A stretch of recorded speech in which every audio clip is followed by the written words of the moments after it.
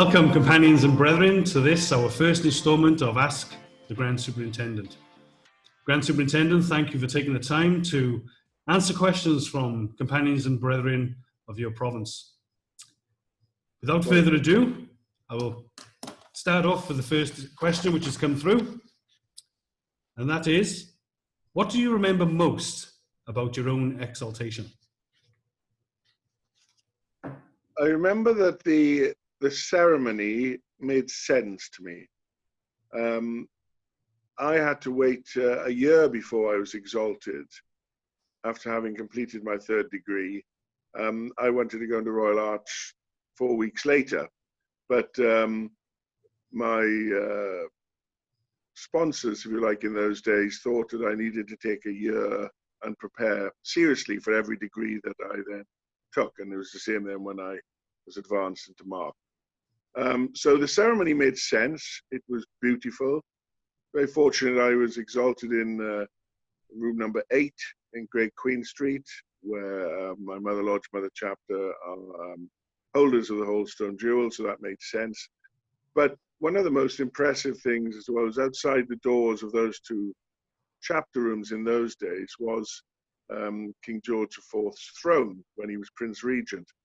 And I remember thinking, which of course now is a central piece of the museum, and I remember thinking, gosh, if they've got 3 old chairs like this that they shove in a corridor, I must be in the right place. But still very fond memories of when I was exalted, as when I was initiated. I can just about remember everyone that was in the room, where they sat, and how kind they were to me.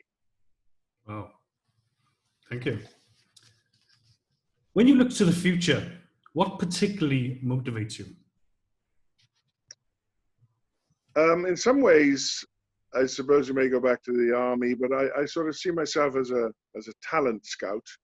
I love to, this time of year when we're dealing with appointments and promotions, to look around with the experience that our companions have, where they're going to perhaps fit in the future, trying to open up some of those opportunities, and at the same time thanking those who have given so much to the Holy Royal Arch, and trying to get that balance right across the province, across the age groups, takes a bit of time. And so when the executive finally decide on those matters, I know we will have picked the right one, but you'll understand this, Carl, from when you were in the army. From day one, we start looking for our successor. You do. And sometimes we plant those little trees that we won't see flourish. They may come well after us, but I'd like to think I have a hand in some of that. Excellent. Very true. This is an interesting one. Where is the most unusual Royal Arch meeting you attended? Well, I suppose it wasn't that long ago, actually. I was in Mumbai and given a tremendous welcome out there. The ritual was of the highest standard. I was fortunate enough to help consecrate a chapter out there, and St. George chapter in 549 they could feel very proud of themselves in the work they did. As pure Freemasons, the welcome they gave us, the party over from the UK, was second to none, and made some endearing friendships there in a beautiful part of the world. But you'd walk into the temple and it could match Great Queen Street. Excellent. I think I recall seeing the pictures on the Daleth and on social media. They're excellent. Yeah. Our final question.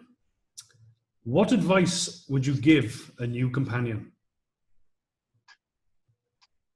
Well, I'd very much love to be there for more exaltations than I'm able to at the moment. So I'd like to be in a part of that. I hope they feel welcome and are able to contribute. And my advice would be, as in Freemasonry on a whole, get involved, do something, feel a part of the team, whatever that's doing, helping someone put on a robe, to learning ritual, to progressing. And that's much more open to them these days. When I was exalted, you weren't given the secrets until you'd been installed in the craft. So it all depended on when you became an installed master and when you could become an installed principal. And so today the opportunities are open, and hence we're seeing younger members come forward, and some older ones who perhaps thought it wasn't the right time for them some years ago. So I'm very happy that we're getting that mix right. So don't be afraid to ask. There's no such thing as a stupid question.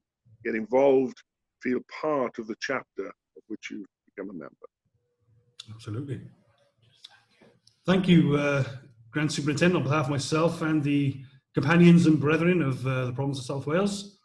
We look forward to doing another question and answer session very shortly. Once again, thank you very much. Thank you, John.